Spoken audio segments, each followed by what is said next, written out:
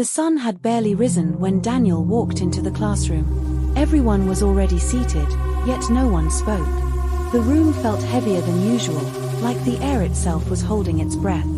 His eyes drifted, almost unwillingly, to the last row by the window. The chair was empty. It used to belong to Michael. Daniel looked away quickly, but his mind betrayed him, pulling up memories he didn't want to see.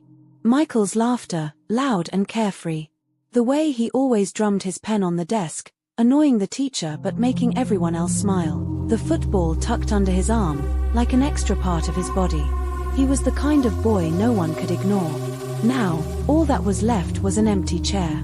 Nobody said Michael's name. Not even the teacher. Lessons went on as if silence could erase him. But Daniel couldn't stop thinking about the last time he saw his friend. It was the evening before everything changed. Michael had been standing by the old bridge, the one everyone said was cursed. Daniel had begged him not to go there. "It's getting dark. Let's head home," he said. But Michael just grinned that mischievous grin. "Don't be scared, Dan. Nothing happens here. It's all stories." Daniel wanted to believe him. He almost did. Until he heard it. A sound.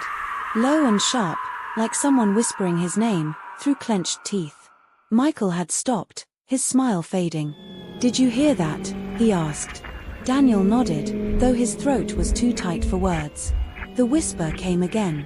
Louder. Closer. Then, nothing. The next morning, Michael's chair was empty. Daniel stared at it now, his chest pounding. He wanted to ask, to shout, to demand why no one was speaking about what happened. But every time he opened his mouth, he felt that same whisper crawling back into his ears. That night, Daniel couldn't sleep. He kept tossing and turning, replaying Michael's grin by the bridge, the whisper, and then that silence. His room felt colder than usual, though the windows were shut. At one point, he sat up, certain he'd heard footsteps just outside his door. "Michael," he whispered into the dark. Only the night answered back, heavy and still. By morning, the school was buzzing with rumors. Some said Michael had run away. Others whispered that he had drowned. A few claimed he had been seen walking near the old graveyard, though no one dared say it loudly. Daniel kept quiet. He didn't believe any of them. He knew what he had heard. The whisper wasn't human. At lunch, a girl named Sarah sat across from him. Her eyes were red, as though she hadn't slept either. "You were with him, weren't you?" she asked. Her voice trembled.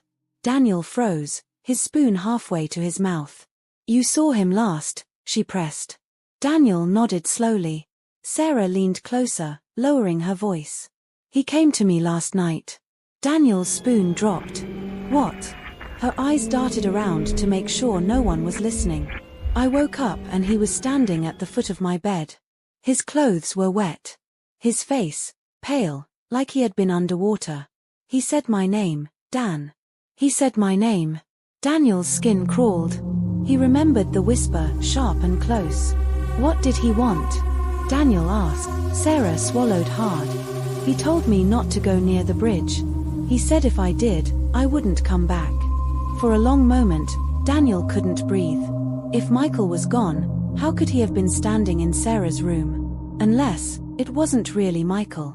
That evening, Daniel walked home with Sarah.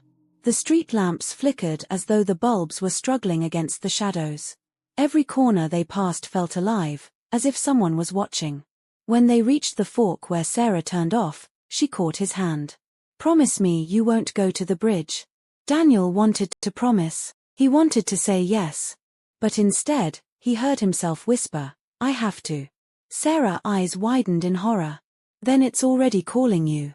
Daniel walked away before she could stop him. The football under Daniel's arm felt heavier than it should.